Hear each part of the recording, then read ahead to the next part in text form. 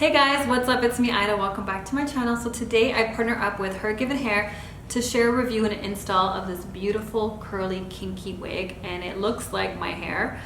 Super easy. I'm going to show you guys exactly what I did to make it look this natural and this amazing, even though I had to do barely nothing to it. I'm going to also share with you guys the truth as to why I've been wearing wigs lately more than usual, because my hair needs to start retaining length a lot more. Okay, so this is what the hair looks like as soon as I put it on.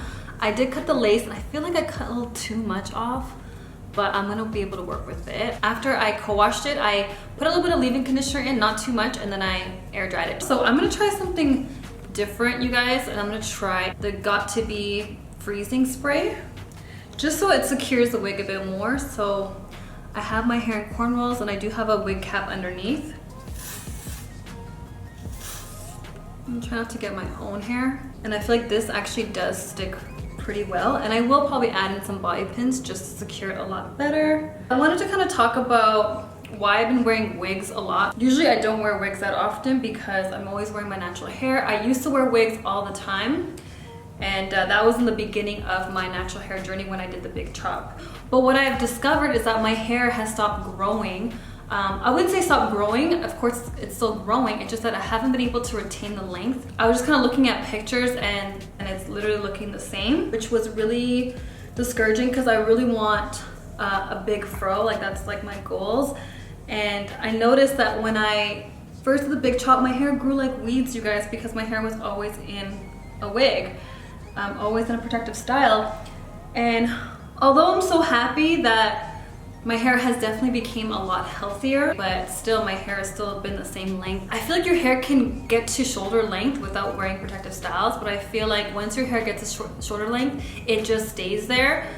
Very hard to get past that without protective styles. That's in my opinion. I'm not saying you can't do it. There's for sure so many people out there that can do it. But I think also because I'm like a YouTuber of natural hair and I'm always trying out different hairstyles, just always in my hair, I feel like that has also caused my hair to not be able to retain length. My hands are always in my hair. So I'm just gonna run my fingers through, you guys. I want more volume in this. And I like to add a little bit of frizz too, just to make the wig look more natural. The hair feels really soft, you guys. And I don't think I would have to cut any layers. It looks like it came with the exact type of layers on how I would cut it, which is perfect. Also the hairline, if you guys can tell, it looks like it's already bleached.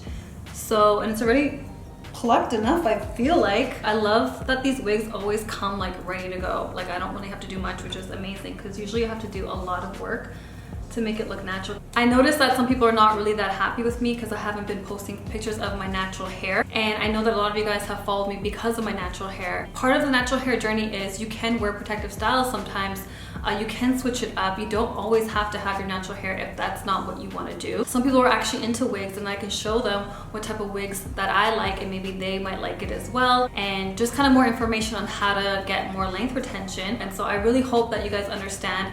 And also with this extra time that I have while my hair is going to be in protective styles, I'm going to do more informational videos for you guys because that requires a lot of work and a lot of research. So yeah, I'm never going to forget about natural hair. That is my main passion. That's my main purpose on YouTube, to inspire anyone that wants to go natural and to help you guys along with your natural hair journey. And when I do take out my braids, I will do a couple natural hair videos in between before I put my hair back into cornrows. This year, my goal is length retention, and I'm telling you guys, like, I am just so over like the shoulder length hair.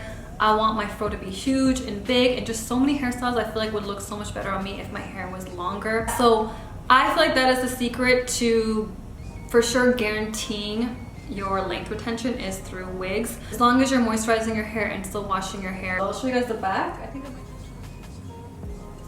you guys, every time I get a new wig, I tell myself it's my favorite wig because it just keeps getting better and better, which is crazy. I'm gonna put all the details in the description box below. Let me know, what's your secret to retaining length?